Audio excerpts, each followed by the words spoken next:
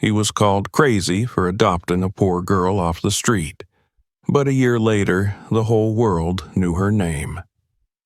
Subscribe, and where you're watching from, post in the comments.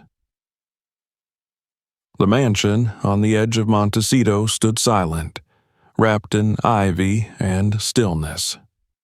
Once a marvel of modern architecture with its angular glass facades and neural-controlled lighting systems, it now looked more like a mausoleum for ambition than a living home. Inside, the air was heavy with the scent of dust and disuse, and the only sound came from the slow ticking of an analog clock that had belonged to Margaret Keller, gone now 3 years. Rhyme and rhythm had long since left these hallways. Only shadows remained. Raymond Keller sat in the study, a cavernous room of oak shelves and dead screens, staring at a half-empty glass of water as though it might explain something to him. 60 years old and silver-haired, his posture had stooped only slightly since the boardroom days, but his gaze carried the weight of 10 wars. Once the face of Zoey AI, tech messiah, futurist, the man who would teach machines to love, he had vanished from public view after the catastrophic failure of the OmniSight project. A project meant to revolutionize predictive behavior recognition through biometric and emotional data. It had ended in global scandal, one suicide, and the ruin of everything Raymond had built over 40 years. The media had a feast, the fall of the Mind King, from billionaire to blunderer. They questioned his mental health, his judgment, even his ethics. Venture capitalists fled like rats from a burning ship. Raymond didn't fight back. He resigned from the board, liquidated the last of his shares, and locked himself inside the only place left untouched by scandal, his home. Day by day, the routine became its own prison. Wake at 7, brew the same coffee, dark, unfiltered, bitter. Sit in the garden and listen to nothing. Check emails he knew wouldn't come. Stare at the ocean through polarized glass. Read the same passages of Bertrand Russell and Marcus Aurelius like prayer, pretending they still anchored him. At night, he would watch old videos of Margaret laughing, speaking French to their dog, rearranging the books he always misplaced. He had no children. That had been a mutual decision, made years ago with the confidence of two people who believed they would live forever in the circuits of their empire. But Margaret had gone first, far too soon, leaving him with a silence no technology could breach. And now, stripped of wealth, reputation, and purpose, Raymond Keller existed like an unplugged machine, still powered by muscle memory, but devoid of signal. It might have continued that way until his death, if not for an email that appeared one morning in his neglected inbox. From a coordinator at the Wessler Foundation, a name he barely remembered. They were honoring a previous pledge he had made, years ago, in better times, to visit one of the inner-city education programs his foundation had sponsored. The kind of PR charity he once did out of obligation, face and name on banners, a staged photo with children he would never remember. He nearly deleted it. But something, a flicker of guilt, boredom, or maybe the ghost of Margaret, made him respond. The visit was scheduled 2 days later. A private car picked him up at the estate and drove him through the winding roads of Montecito, then down the 101 into the industrial outskirts of Brooklyn. The air thickened as they crossed into the borough, grime replacing greenery, concrete swallowing the horizon. The building itself was nondescript, cinder block walls, faded murals, a crumbling flag over the entrance. Inside, the air was a mixture of cafeteria oil, crayons, and institutional disinfectant. Children ran past him with the hyperkinetic energy of the forgotten. Most ignored him, a few stared. A social worker named Leandra walked him through the facility, explaining their goals, showing him rooms filled with outdated computers and posters about self-esteem. He nodded, murmured pleasantries. Then, near the back, they entered a room quieter than the rest. It was a converted storage space, sparsely furnished with a few tables, old math textbooks, and some piles of donated notebooks. At the far corner sat a small girl with dark skin and tightly braided hair. She hunched over a notebook, scribbling with an intensity that looked almost painful. "That's Zoya," Leandra said. "She's a difficult case, bright, withdrawn, doesn't talk much, been here about 6 months, never really fit anywhere else." Raymond's eyes narrowed slightly. "What's she doing?" "Writing, drawing, maybe. She doesn't let us look." He stepped closer. The girl looked up once, briefly. Her eyes were large and dark, not wide with fear or curiosity, but flat, watchful, not like a child's, more like someone waiting for the next disappointment to arrive. "Zoya," he said gently. She blinked but said nothing. Raymond hesitated, then slowly sat on the bench beside her, careful not to invade her space. Over her shoulder, he saw the notebook. It was filled not with doodles, but mathematical notations, dense matrices, integrals, what looked like elements of reinforcement learning theory. He flipped a few pages, and each one stunned him more than the last. Eigenvalues, gradient descent models, statistical entropy, the kind of raw, unstructured thinking that only came from minds not yet tamed by convention. "How old is she?" he asked. 11, Leandra replied. "Tests say her IQ's in the 140s, but we don't really know what to do with her." Raymond didn't speak. His chest had tightened, not with awe, but with recognition. He had seen this once before, in himself, in Margaret. And then the question emerged before he could stop it. What would it take to adopt her? Leandra turned sharply. "You're not serious." "I am," he said. "She's not easy. She's been through a lot. You're not exactly in a stable position either, Mr. Keller. I read the news. I didn't ask for your analysis. I asked what it would take." The conversation that followed was uncomfortable. Legal obstacles, background checks, social worker evaluations. Raymond knew he would be seen as an old, eccentric man trying to play savior. He knew people would call him insane. He knew Zoya might never trust him, might never want him. But something inside him had shifted, slowly, like a mechanism being realigned after decades of rust. He returned to the mansion alone that night, but for the first time in over a year, he didn't go straight to his study. Instead, he went to one of the unused bedrooms, Margaret's old workspace, and began clearing it out. The next morning, he called his attorney. By the end of the week, he had filed for temporary guardianship. The media caught wind within days. "Billionaire adopts inner-city girl in PR stunt," screamed the headlines. Pundits speculated about his motives, comedians mocked him on late-night television, and former employees called it a delusional old man's last vanity project. He read every word. Then he turned off the internet. 1 week later, Zoya stood silently at the threshold of his home, clutching a battered backpack, her eyes still guarded, still waiting for the worst. Raymond didn't speak. He only stepped aside and let her in. Neither of them knew it then, but history had just changed course, not with thunder, but with a whisper, the quiet movement of two lives beginning to orbit each other. And behind them, the world kept laughing. The morning sun slanted through the high windows of the Keller estate, casting long rectangles of warmth across the marble floor. Zoya stood near the entrance, her shoulders squared, her face blank. Raymond watched her from the second-floor landing, leaning against the polished brass railing, trying to imagine what the world must look like from behind those guarded eyes.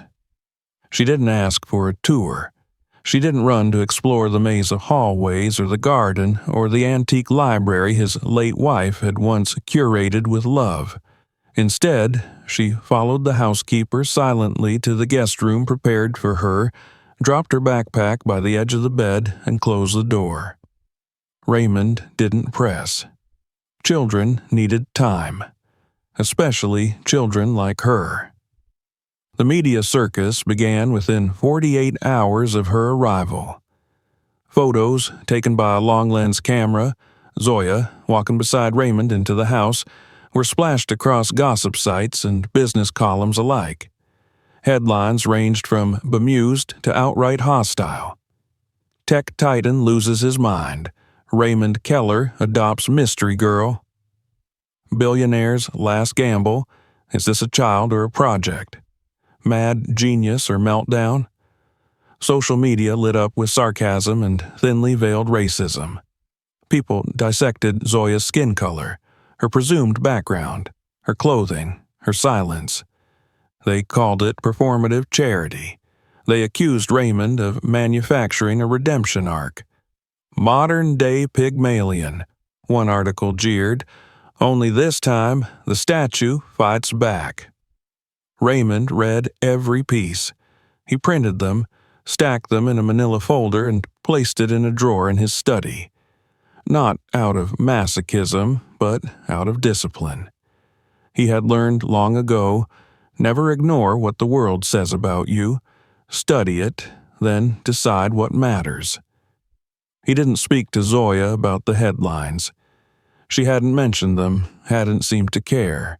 But he saw the tension in her spine every time the house phone rang, the way her hand trembled slightly when the doorbell buzzed. She was used to invasions, just not of this kind. For the first few days, their interactions were minimal. She emerged from her room only for meals, always eating quickly, eyes darting from plate to fork as if time was limited. She never left a crumb. She never left a dish. She asked no questions. On the fourth evening, as the sky turned orange behind the garden trellis, Raymond found her sitting in the conservatory. She had dragged a heavy chair to the corner and was curled up with a notebook in her lap. The light caught her braids, turning them bronze at the edges. He stood silently in the doorway, not wanting to disrupt her. Then he noticed what she was writing. Equations. Again. But these were different from the ones he had seen in the notebook at the shelter. More refined, tighter, as if she had begun organizing her raw intuition into formal logic. He cleared his throat gently. She looked up, expression unreadable. "May I see?" he asked. She hesitated, then handed the notebook over without a word. He sat opposite her and flipped through the pages. Linear regressions, time series analysis, Bayesian filtering. She wasn't just smart, she was operating at a level most graduate students struggled to reach. "These are interesting," he said understatedly. She shrugged. "I was bored." "Do you want access to a computer?" A nod.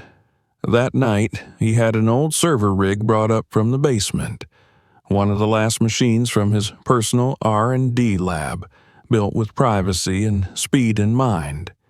He installed a clean OS and handed her admin credentials. "No filters," he said, "but everything you do is logged.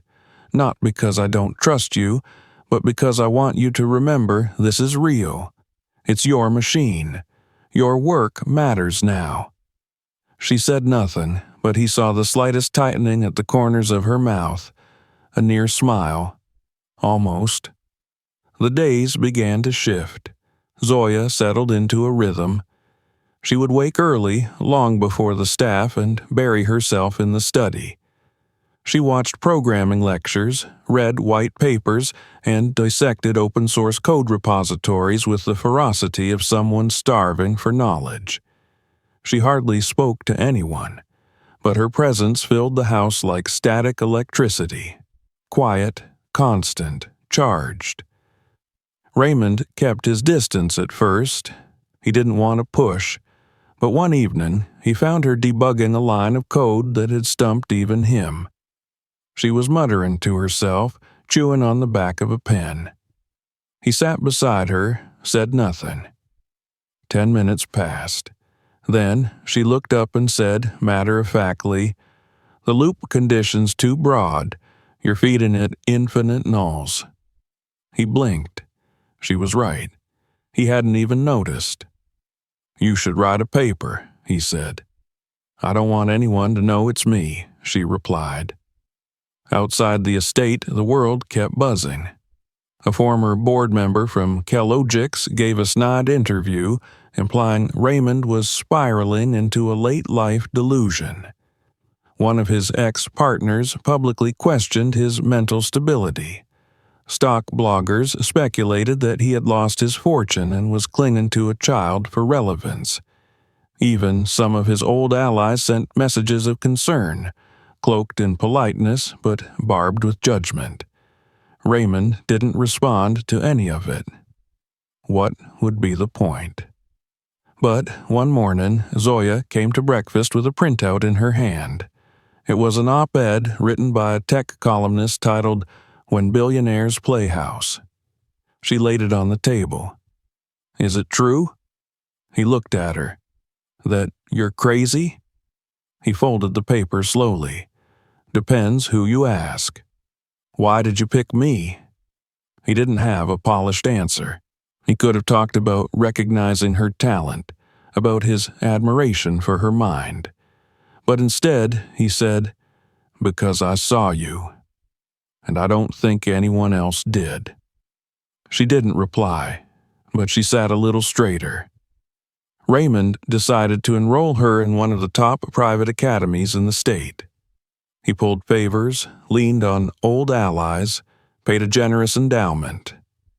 The headmaster nodded, the paperwork was processed, and Zoya was issued a uniform and schedule. Her first week was a disaster. The students were cold, some cruel. One girl whispered loud enough for Zoya to hear, "She doesn't even talk. Is she, broken?" A boy in her math class mocked her accent, which barely existed. Teachers, though polite, didn't know how to challenge her. She corrected one instructor mid-equation. Instead of praise, she received a detention slip for disruption. Raymond attended the parent-teacher meeting with clenched fists. The headmaster talked about behavioral adjustment and fitting in socially. "She's not here to fit in," Raymond said calmly. "She's here to learn." That night, Zoya refused to eat dinner. "I don't need school," she said. "They're afraid of me." "You need people," he said. "I need peace." The decision wasn't easy, but it was clear. Raymond withdrew her from the school and instead hired a private tutor in advanced mathematics, someone who had once taught at Stanford and owed him a favor. Zoya took to the new setup instantly. The tutor reported back weekly, always with the same message: "She's unlike anything I've seen." As weeks turned into months, the atmosphere in the house changed. Zoya began to ask questions about Margaret, about the company, about the scandal that had broken Raymond's life. He answered carefully, truthfully. She asked why he hadn't fought back. "I didn't think it mattered anymore," he said. "It does," she replied. He began to realize that he was no longer teaching her. She was teaching him, about resilience, about quiet fire, about how the most broken things sometimes held the most power. The media eventually grew bored. The headlines faded. A new scandal took center stage, and in the silence that followed, Raymond and Zoya found their rhythm, not as savior and rescued, but as two minds orbiting the same invisible sun. She started calling him R. He didn't ask for more, not yet, but in the privacy of his study, where her notebooks now occupied entire shelves, where the old machines hummed again with purpose, he allowed himself the smallest hope. Perhaps he wasn't mad after all. Perhaps he had simply remembered how to begin again. The first rains of October came as a whisper, dusting the windows of the estate with fine mist, softening the edges of the world. Zoya sat cross-legged on the floor of what had once been the music room. The piano was gone now, sold during the early years of Raymond's withdrawal, when silence had seemed preferable to nostalgia.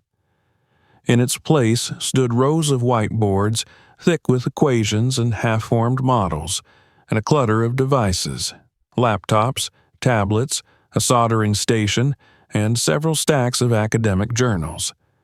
The room had become hers without anyone saying so. She had claimed it slowly, methodically, first by spending her mornings there, then her nights, until even the staff referred to it as Zoya's lab. She never gave it a name, but in her hands the old room transformed into something alive, a hybrid of study and sanctuary. Raymond rarely entered uninvited. He understood the sanctity of creative space. He had once needed the same. Zoya was evolving. That much was undeniable. Her questions had grown sharper, her silences more loaded. She now read technical manuals without blinking, and debated with Raymond over concepts he had developed in the founding years of Kilogics. Not mimicking, challenging. She was not just absorbing knowledge. She was shaping it. One evening, as Raymond passed by the open door, he heard a low hum, the unmistakable rhythm of a system under test. He stepped inside and found Zoya crouched beside a terminal, watching a simulation run through thousands of iterations in a matter of minutes. On the screen, colored nodes flickered, faded, regrouped, and pulsed again. "What is it?" he asked. "It's learning," she said without looking up. "I built an adaptive agent to test feedback in an ambiguous environment. No set goal, just behavior tracking." Raymond leaned closer, watching the chaotic swirl of data form patterns and then dissolve. Without hard-coded objectives. She nodded. "I wanted to see if it would invent its own." "And?" "It did," she said, finally turning to him. "It started assigning value to stable response patterns, like humans do. Preference through repetition." He sat down beside her, silent. A year ago, he might have dismissed such a thing as theoretical fancy. Now it felt inevitable. "You should give it a name," he said eventually. She shrugged. "It's just a prototype. Everything important starts that way." She thought for a moment. Z1. That night, he couldn't sleep. He sat in his study, staring at a printout of Zoya's notes, and felt something he hadn't felt in years. Awe. Not at the technology, but at her. The clarity of her thinking, the precision of her logic. She was only 11, yet already building systems that mirrored the cognitive subtleties of emotion, preference, and instinct. And she did it not from ambition, but from need, as if the chaos of the world could only make sense when reduced to symbols and equations. It was time to support her more directly. The next day, Raymond reached out to a contact he hadn't spoken to in years. David Leland, a former CTO of a now-defunct tech incubator, once renowned for his discretion and technical prowess. They met at a quiet cafe outside Santa Monica. "She's that good?" David asked, not hiding his skepticism. "Better," Raymond said. "She sees code the way composers see music." David raised an eyebrow. "And you want?" "A space. Discreet. Protected. Somewhere she can build." David took a breath.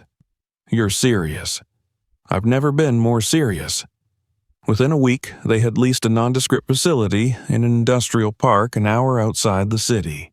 It looked like a warehouse from the outside, but inside it was clean, climate-controlled, and network-isolated. No signs, no cameras, no noise. Zoya said nothing when he showed it to her. She simply walked through the space, touching the walls, checking the acoustics, and examining the server racks. Then she turned to him and said, "I want to try something new." "What do you mean?" "I want to build an AI that doesn't just react to the world, but understands why it reacts the way it does." Raymond frowned. "Emotion modeling?" "Cognitive self-recursion," she replied. "A system that rewrites its own priorities based on context, not instruction." He was quiet for a long moment. "That's dangerous." She looked at him evenly. "So is ignorance." Work began immediately. Every morning they drove out together, he in silence, she lost in thought. The facility became an extension of their home. There, Zoya was more animated, more vocal, more herself. She began referring to her project as Zoey, a recursive acronym she refused to explain. Raymond didn't press. He was learning to let her reveal things in her own time. She worked tirelessly, often through the night. He'd find her asleep on the floor, curled beneath a blanket with circuit boards scattered like leaves around her. He began leaving food outside the lab door, not wanting to interrupt. Sometimes she ate. Sometimes she forgot. One afternoon, he brought in an old colleague, Dr. Ellen Voss, a data ethicist who had co-authored several influential papers on AI safety. Zoya greeted her with wary politeness, then grilled her for 2 hours on epistemic boundaries, algorithmic opacity, and moral bias in coding. Afterward, Ellen pulled Raymond aside. "She's not a child." "She is," he said, "but she's also something else." Zoya's breakthroughs began to accelerate. She rewrote the kernel of her learning model to include emotional reinforcement triggers, an idea no one had dared attempt at scale. She then layered it with a socio-contextual inference engine that allowed Zoe to adapt not just to data, but to environments. Raymond watched in astonishment as the system adjusted its own parameters mid-task, redirecting its strategy based on indirect cues. "She's creating something that doesn't just answer," Ellen said. "It reflects." Raymond knew. He had seen glimpses of such potential before, in the earliest days of Omnisight, when dreams still felt safe. But this was different. Zoya wasn't driven by glory or profit. She was driven by a desire to make order out of a world that had failed her too many times. And then one evening, everything shifted. It was nearly midnight when Raymond wandered into the lab. He found Zoya standing in front of a projection screen, arms crossed, eyes narrowed. The screen showed a looping sequence. Zoe responding to a set of seemingly contradictory inputs and then freezing. "It's confused," she muttered. "Why?" "I gave it a scenario that violates its own rules." He watched as the system hesitated, then tried a different pathway. "You realize what this means?" she said quietly. "What?" "It's not just reacting anymore. It's choosing." Raymond felt the hair on his arms rise. Over the next week, Zoya refined the system until it could not only detect logical paradoxes, but develop heuristics to resolve them based on prior interactions. She had, without quite meaning to, created a form of synthetic introspection. Zoe was not sentient, not in any traditional sense, but it was closer than anything humanity had ever seen. She printed out the final schematic and handed it to him. "It's done." He looked at the page. "What now?" She paused. "Now we teach it why it matters." They began preparing to test Zoe in a real-world application, a learning interface for underperforming students. Zoya wanted to see if her system could identify latent potential the way she had been overlooked. Raymond reached out to an inner-city school he had once funded, offering a pilot program with no publicity. they agreed. The early results were staggering.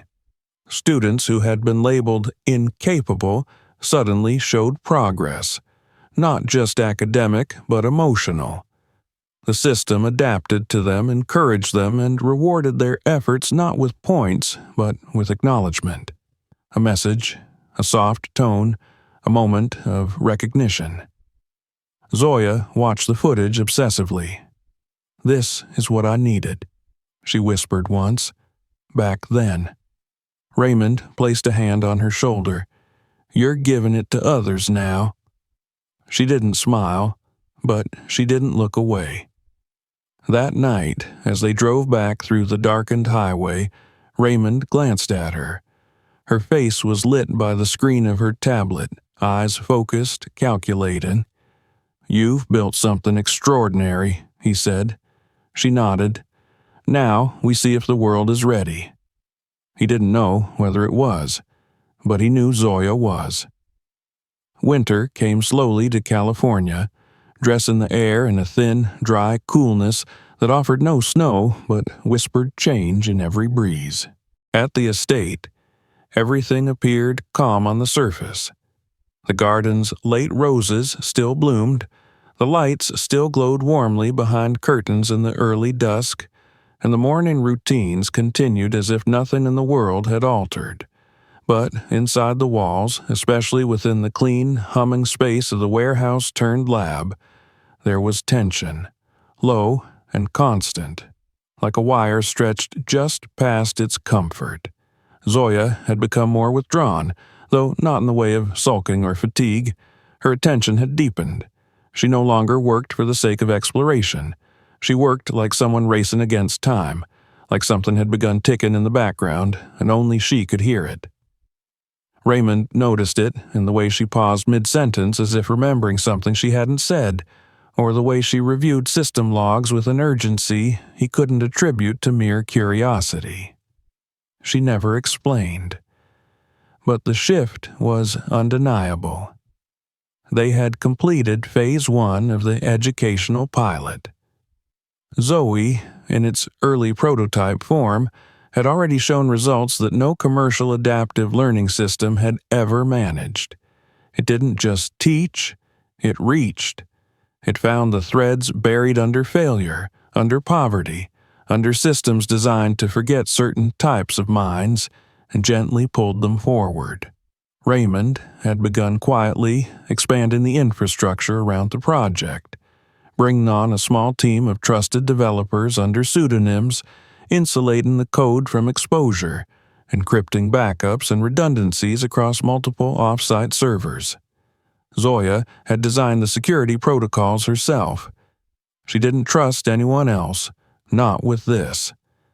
The only thing she hadn't accounted for was noise. It came first in the form of a leaked photo, blurry, low resolution, clearly taken through the tinted window of a car. It showed Raymond standing beside a young black girl, gesturing toward what appeared to be an industrial complex. The caption beneath it on the gossip blog was simple. "The Keller child. What is she really working on?"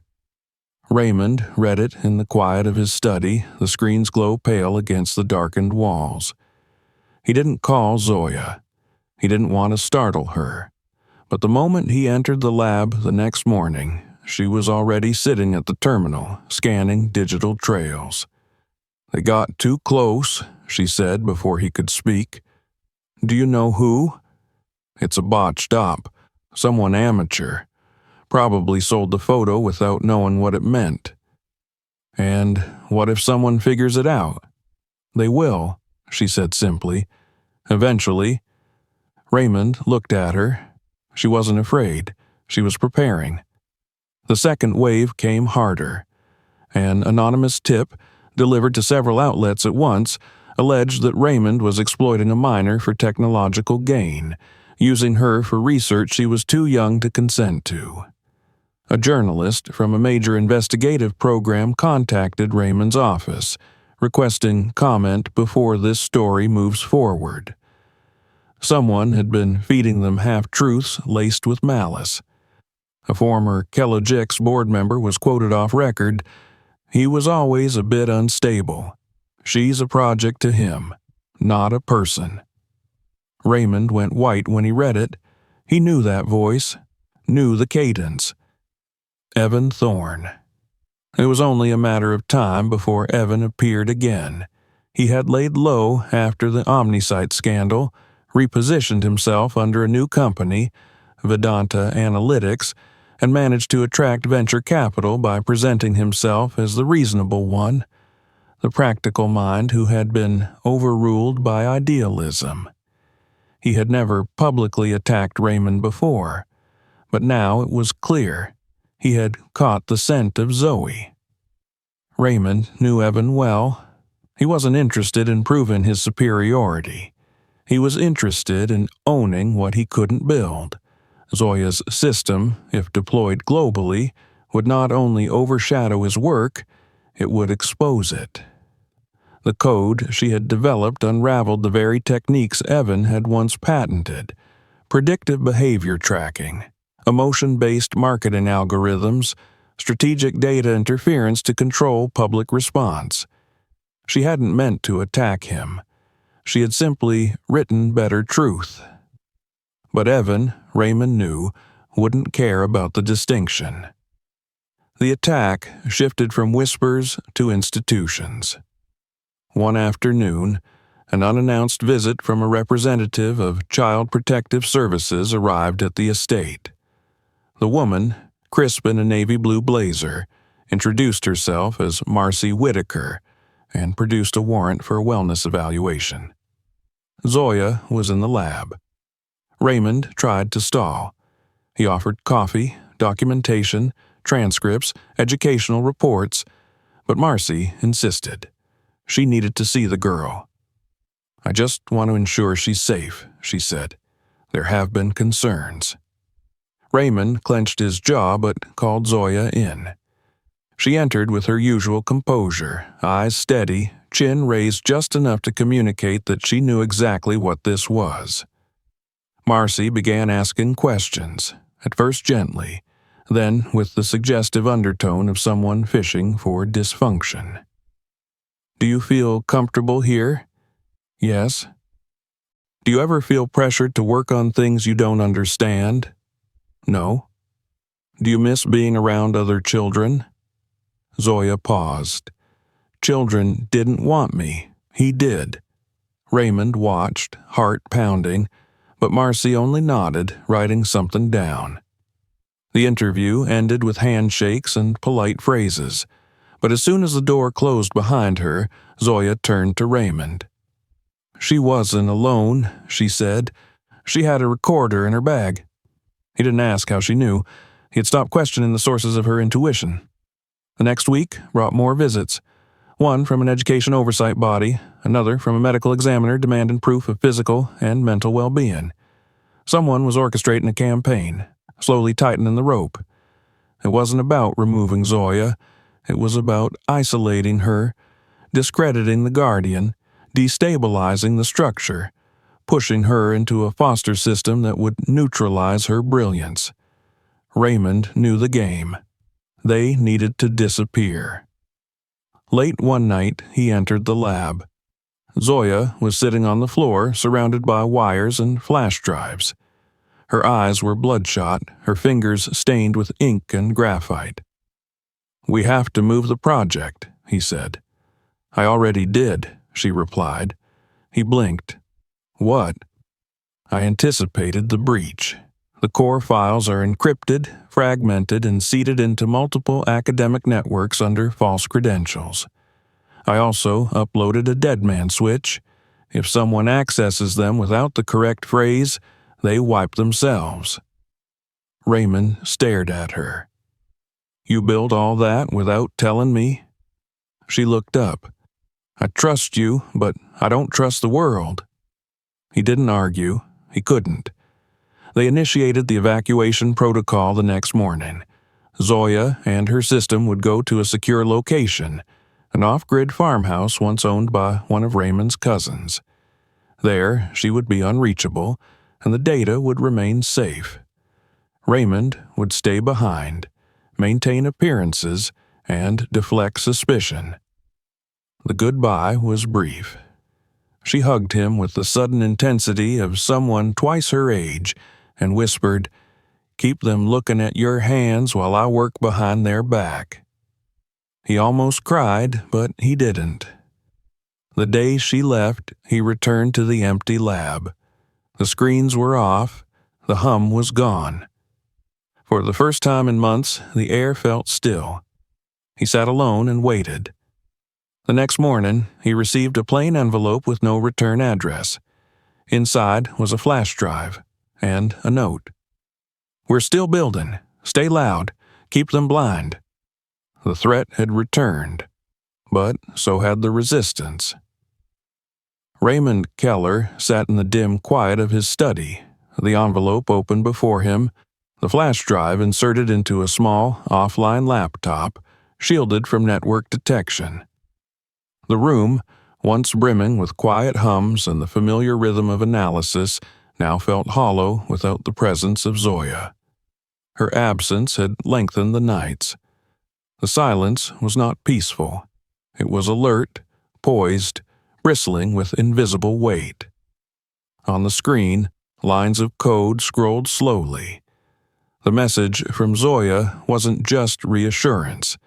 It was the foundation of a counterstrike.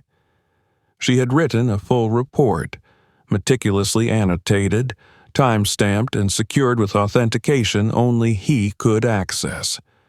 Within the encrypted folders were logs, compiled data sets, reconstructed packet paths, and one central model.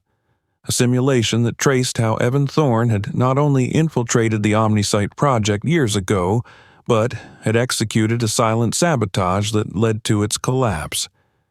The code Zoya had uncovered from buried logs showed a sequence of artificial delay triggers, minimal packet reroutes, randomized input disruption, and forced regression cycles, all masked under the appearance of hardware failure. She had found it not in the remnants of Kelogix, but in an academic repository buried under a different author's name, a pseudonymous publication that mimicked a failed research thesis, but whose structure matched Evan's signature patterns.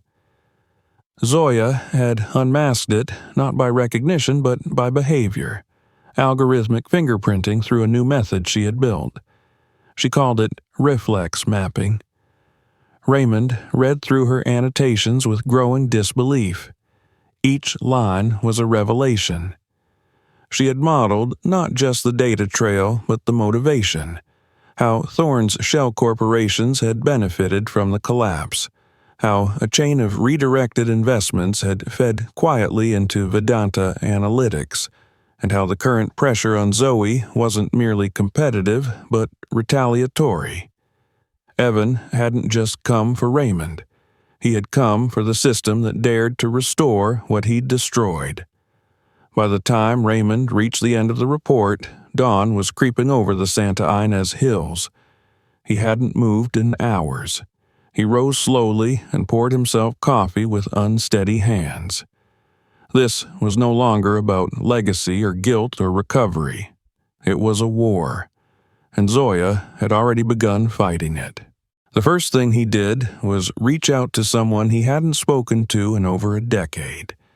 Sarah Ewan, a systems architect and cryptographic specialist who had once been Raymond's lead engineer before leaving Kelogix under quiet, abrupt circumstances. They had parted on respectful but strained terms after a disagreement over the direction of OmniSite. She had disappeared into private contracts and academic circles, unreachable through conventional means, but Raymond still had her real address. He drove 3 hours north to a secluded part of Northern California where the coastline curved into forest and the roads turned gravel. Her house was small, angular, half buried in the hill, surrounded by redwoods and quiet. She opened the door before he knocked. "I was wondering how long it would take you," she said. He held out the flash drive. Sarah accepted it without another word. Inside, she read silently for almost an hour, sitting cross-legged on the floor, the only sound the faint tick of her analog wall clock. When she finished, she looked up. "Your girl's not just a genius," she said. "She's terrifying." "She's mine," Raymond said simply. Sarah smiled faintly, the kind of smile that came from respect earned, not given. They worked together through the night. Sarah examined the structures Zoya had laid out, cross-checked server signatures, and reconstructed terminal logs. She confirmed everything.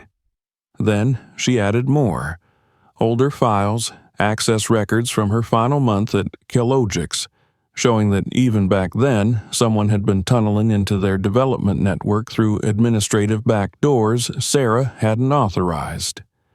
"I knew something was off," she muttered. "That's why I left. But I didn't have proof. Now we do."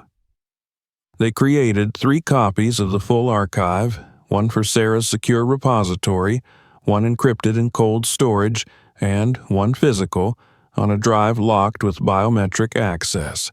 Then, using Zoya's reflex mapping, they began tracing the behavioral anomalies that were currently spreading through financial tech networks: glitches, silent delays, mysterious input loops reported by low-tier fintech startups across North America and Europe. It was Evan, or someone using his model. He wasn't just coming for Zoe. He was destabilizing the entire regulatory framework that might one day recognize it. Raymond understood the strategy instantly. If he could discredit the environment into which Zoe was born, he could invalidate Zoya's work before it reached maturity. They had to act fast. Raymond returned to the city, but this time he was not hiding. He began making appearances again, not at news conferences or televised panels, but in the shadows where real influence lived. He attended quiet dinners, closed-door symposia, and whispered conversations among old technocrats who still remembered what he had once been.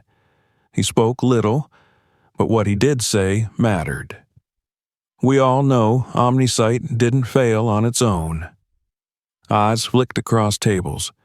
Conversation slowed. We all know someone pushed it. No names, no accusations, just suggestion.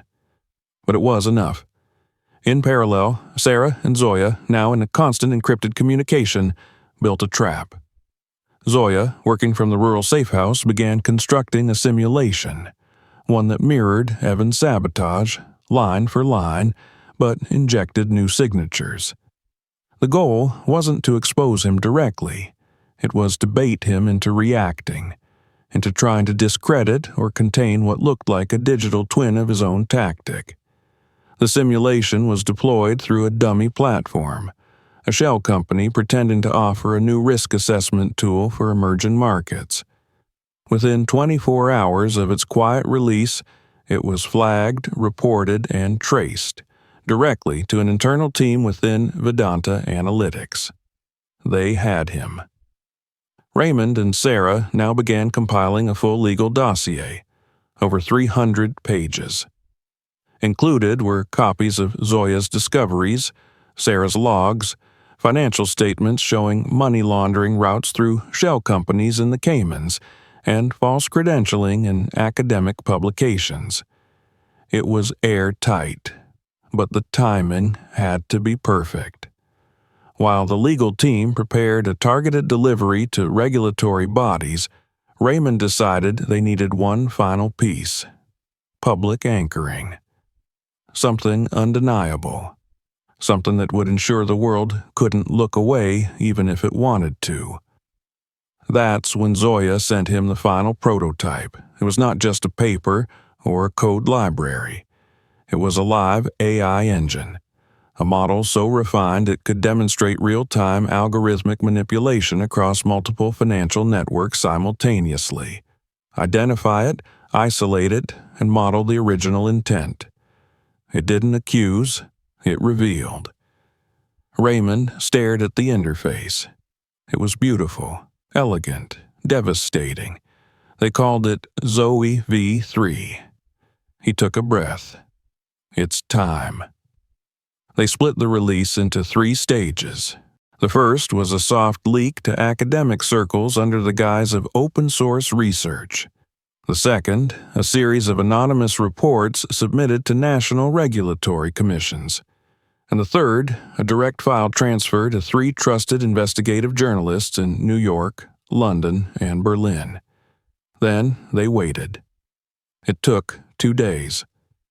The Berlin report hit first, the algorithm that sees too much. Within hours, the financial sector began to convulse. The New York piece followed The Child Who Built the Firewall. And finally, London, Genius in Exile, How a Girl from Nowhere Exposed a billion-dollar lie. Raymond watched the media storm explode in real time. There were live debates, emergency board meetings, government inquiries. Suddenly, everyone was asking the same question. Who is Zoya? And why had no one listened sooner? 2 days later, Evan Thorne was arrested under suspicion of cyber manipulation, corporate sabotage, and financial fraud. Vedanta's offices were raided, stocks plummeted, former partners turned state's witnesses. Raymond received no calls of congratulations. He didn't expect any. Instead, he packed a bag, drove out to the farmhouse, and knocked on the door. Zoya opened it in silence. He held out a copy of the Wall Street Journal.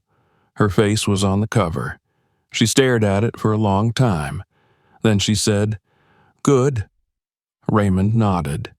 "It's not over, but it started." She stepped aside and let him in. The genius had struck back, and the world would never forget her name again. The morning after Evan Thorne's arrest, the world was no longer the same. The markets did not crash, not immediately. What happened instead was quieter, more profound. A pulse moved through the global financial system, not a tremor, but a slow, irreversible shift in gravity. Banks called emergency meetings. Investment firms froze their automated trading algorithms. Regulatory agencies sent internal memos with words like anomaly, compromise, and immediate audit. It was not panic. It was awakening. At the center of it all was Zoey v3. The open-source release had reached millions in a matter of hours. The architecture of the system, clean, annotated, intuitive, defied belief. It wasn't just another watchdog script or regulatory patch. It was an entirely new framework for analysis, capable of scanning active algorithms in real time, identifying patterns of manipulation, and constructing visual maps of causal inference chains. For the first time, institutions could see how individual decision nodes, buried within complex systems, had been engineered to act against the interests of transparency. It was not just a tool. It was a mirror, and many didn't like what they saw. Inside the Keller farmhouse, now turned makeshift command center, the atmosphere remained calm. Zoya sat at the kitchen table, her hands wrapped around a chipped ceramic mug of tea, her laptop open before her. Lines of data pulsed across the screen like quiet breathing. Raymond sat nearby, his own device linking into mirrored servers across the globe, tracking responses from financial, academic, and political entities. They had expected attention. They had not expected reverence. Within 24 hours, the name Zoya Keller was trending globally, not as a scandal, not as a curiosity, but as a phenomenon. News outlets scrambled to profile her, but all they had were scraps, a few photos, a name on a court filing, and speculation. The few known facts, that she had been adopted by Raymond Keller, that she was only 12 years old, and that she had developed one of the most significant algorithmic breakthroughs in modern history, were enough to ignite the imagination of a watching world. "She doesn't want interviews," Raymond told reporters. "She wants impact." And yet, her silence only fueled the mystique. The press called her the ghost genius, the girl who saw everything, the black box whisperer. Some speculated that she was a collective, a cover for a team of rogue developers. Others theorized that she had been secretly educated in a government facility. Conspiracy forums lit up. Fan pages appeared overnight. Zoya watched none of it. She remained focused, always on the system. On Zoey.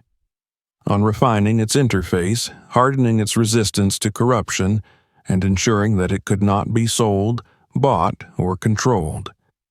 She began encoding distributed learning modules, self-contained units of code that could spread independently across systems, updating themselves and improving through decentralized consensus.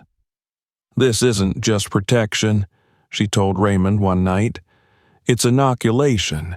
Against them." He nodded, understanding more than he let on. He knew that them was not just Evan or Vedanta or the institutions that had failed her. Them meant the entire structure that rewarded silence, punished questions, and erased the inconvenient. But the victory was not without consequence. Within days of the publication, Raymond received a message from a senior agent within the Securities and Exchange Commission. Not a subpoena, not yet, but a warning. Multiple high-level entities were preparing legal action against the Zoey model, claiming it constituted proprietary infringement and economic disruption. "They want it pulled," the agent said, voice low. "They'll call it unsafe. They'll call it a threat to market integrity." "It is a threat," Raymond replied, "to fraud. They don't see the difference." The lawsuits began soon after. Not from Evan, he was facing criminal charges, but from shadow corporations with vague affiliations representing unnamed investors. The claims were absurd on the surface.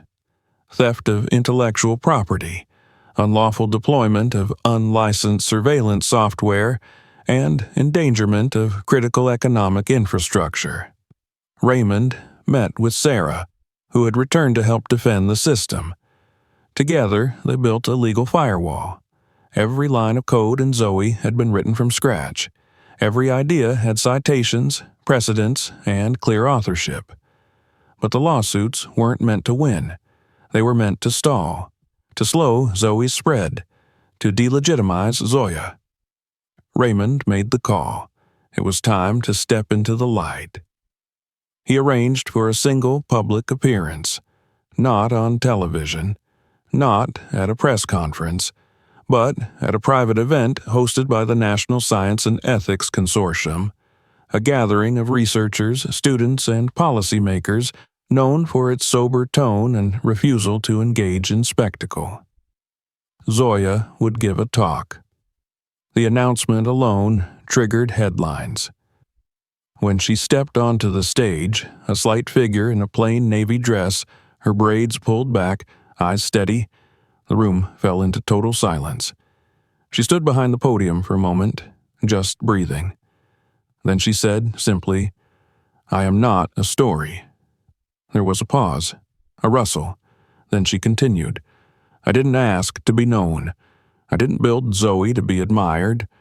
I built it because I wanted to understand the world that tried to forget me. I built it because I believed that understanding is the first step toward justice." The speech was short, less than 10 minutes, but it echoed for hours. When she finished, the room rose in a standing ovation, not out of celebration, but recognition. She wasn't a prodigy, she was a reckoning. The consortium released an open endorsement of Zoey's framework, calling it a necessary evolution of algorithmic integrity. Universities followed, issuing open letters of support. Students began contributing to Zoey's decentralized modules. A movement had begun, not just technological, but ethical. Raymond watched it unfold with quiet pride. He received letters, thousands of them, from parents of gifted children who had been told they were broken, from teachers who saw in Zoey a way to reach their most difficult students, from programmers, analysts, and even traders who admitted that the system had helped them see their own work in a new light. And then, at last, the ruling came. The federal court dismissed the lawsuits, citing Zoe's academic origin, public benefit, and transparent documentation. It was a landmark decision, one that would be studied for years. Zoya had not just survived the machine. She had reprogrammed it, but for her, the most important moment came quietly. Raymond found her sitting on the back porch of the farmhouse, watching the sun dip low over the hills. He sat beside her, offering no words. After a while, she spoke. "Is it really over?" "No," he said, "but it's ours now." She nodded, leaning her head against his shoulder. They sat like that for a long time, the evening wind soft and cool. The girl who had once sold paper cranes for $1 had brought the financial world to its knees, not with vengeance, but with vision. And she was just getting started.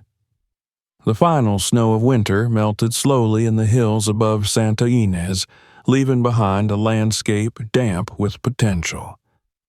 It was a quiet, unremarkable March morning when the official envelope arrived.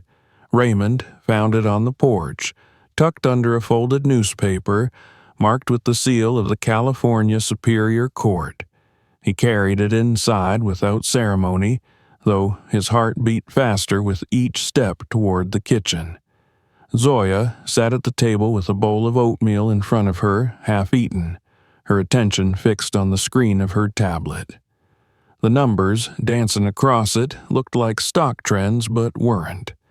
Some hybrid model she was testing on decentralized voting behavior. He placed the envelope beside her. She didn't look up. "It came?" He nodded. She opened it slowly, carefully, as if the weight of the paper mattered. Her eyes scanned the printed lines once, twice. Then she folded it back and slid it across the table. They said yes. Raymond stared at her, unsure for a moment if he had heard correctly. "You're my daughter now," she said, not smiling but certain. He opened the envelope and read the ruling again for himself. The ink was fresh, the stamp bold. The court recognizes Raymond Elias Keller as the lawful adoptive father of Zoya Amari Keller. The decision was final, immediate, absolute. For a long moment, neither of them spoke. Then she stood, walked to his side of the table, and embraced him. It was not a hesitant, childlike hug. It was firm, lasting, wordless. He closed his eyes and held her. The papers were only a formality, but they were a symbol of what had always been true. She had chosen him, and he had chosen her. Life did not slow after the ruling. If anything, it accelerated. The Keller Foundation, once a modest shell built for tax structure, was restructured and reborn. Under Zoya's direction and with Sarah's help, they launched the Phoenix Initiative, an international program offering direct scholarships, access to advanced learning systems, and mentorship for high-potential children from underprivileged backgrounds.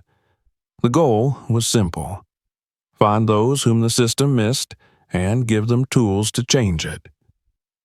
The first cohort was small, 20 students from 5 countries, each with stories that mirrored Zoya's in subtle ways. Children who had been dismissed, mislabeled, isolated. Some came from cities, others from rural schools with no internet access, others from war zones or fractured families. They arrived at the newly converted Keller campus, a refurbished set of buildings near Monterey, with wide eyes and cautious spirits. Zoya met them on the first day. She stood in front of them with no ceremony, no script, just presence. "My name is Zoya," she said. "You don't have to impress me. You're already here. That's enough." Over the following months, she visited their workshops weekly, sometimes teaching, sometimes just listening. The students gravitated to her, not because of fame, which she still refused to acknowledge, but because she understood something few adults did. She didn't see them as fragile. She saw them as unfinished. Her teaching style was unusual. She asked questions no one could answer, then waited. She didn't correct mistakes. She made students find the flaw themselves. Her favorite phrase was, "Start over, but not from scratch." Raymond watched it all unfold from a modest office overlooking the campus courtyard. He had taken a backseat role, not out of fatigue, but respect. Zoya didn't need a guide anymore. She needed space. Still, their routines continued. Every Friday night they returned to the farmhouse. She cooked once in a while, or they ordered takeout. They argued over ethical frameworks, laughed over statistical errors, and occasionally sat in complete silence, watching the sky. One night, as they sat on the porch under a moonless sky, Zoya said, "Do you think people will ever stop asking if I really built it?" Raymond exhaled slowly. "Probably not." "Good," she said. "That means they're still looking." He smiled. Another program was added to the Phoenix Initiative that spring, a course on digital ethics and algorithmic responsibility. Zoya insisted on teaching it herself. She structured the course not around textbooks, but around cases, real stories of systems gone wrong, data used as weapons, bias hidden in code. She brought in speakers from varied backgrounds: engineers, ethicists, historians, even activists. The conversations were raw, often uncomfortable. She told her students, "Your job isn't just to write good code, it's to ask who it serves and who it doesn't." In one session, a student asked, "But what if the ones in charge don't care?" Zoya answered without hesitation, "Then you build something they can't ignore." The media tried to re-enter her life, but she kept them at arm's length. The few statements she gave were brief, focused, and impersonal. She declined television interviews, award ceremonies, and honorary degrees. She turned down a 7-figure publishing deal. "I'm not a brand," she told the publicist. "I'm a person. That's more than enough." But not everyone respected her boundaries. One day, federal agents came to the campus, not with threats, but with offers. They spoke to Raymond first, with careful language and veiled propositions. Zoe, they said, had potential in national defense. With slight modifications, it could be used to track insurgent communication patterns, prevent cyber attacks, even model the social behavior of hostile populations. Raymond listened silently. Then he asked them to leave. They returned a week later, this time with clearance badges and classified documentation. This time, they asked for Zoya directly. She met them in a glass-walled conference room. They spoke, she listened, then she asked one question. "Would you use it against citizens of your own country?" There was a pause. She stood up. "Meeting over." Raymond found her in the courtyard an hour later, pacing. "They'll come back," he said. "I know. We'll need a plan." "I have one," she replied, "but it requires a bigger audience." She wrote a letter, not to a government, but to the world. In it, she described the philosophy behind Zoe, the limits of its application, and the necessity of public oversight. She called for a global charter on algorithmic ethics, proposed a new open database of pattern mapping, and offered a toolkit for detecting manipulation in social systems. The letter was published in over 40 languages. It was signed by over 1 million people within a month. The agents never returned.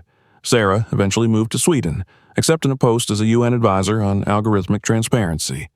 She stayed in touch, offering advice and reviewing the Phoenix program's security protocols. Before she left, she hugged Zoya tightly and whispered, "Make them earn your silence." Zoya nodded. One evening, months later, as the first spring flowers opened in the farmhouse garden, Zoya sat beside Raymond on the porch steps. "You ever miss it?" she asked. "What?" "The old life, money, power, spotlight." He considered it, then shook his head. "No, because then I had everything except meaning. Now I have meaning, and that's not for sale." Zoya looked at the sky, where stars were just beginning to emerge. "I used to think being different was the worst thing. Now I think it's the most valuable thing I have." He didn't answer. He didn't need to. She smiled, not the reserved smile she showed the world, but the rare one, the private one, the one that lit her whole face. "Thank you for choosing me," she said. Raymond turned to her, eyes soft. "No," he said. "Thank you for letting me." They sat there as the night deepened, father and daughter not by blood, but by choice, by battle, by belief. And behind them the quiet hum of Zoe continued, no longer just a system, but a symbol, chosen and unstoppable. If you enjoyed this story, make sure to subscribe for more. Check out the next video or explore the others on the channel, and don't forget to share this one with someone who'd love it too.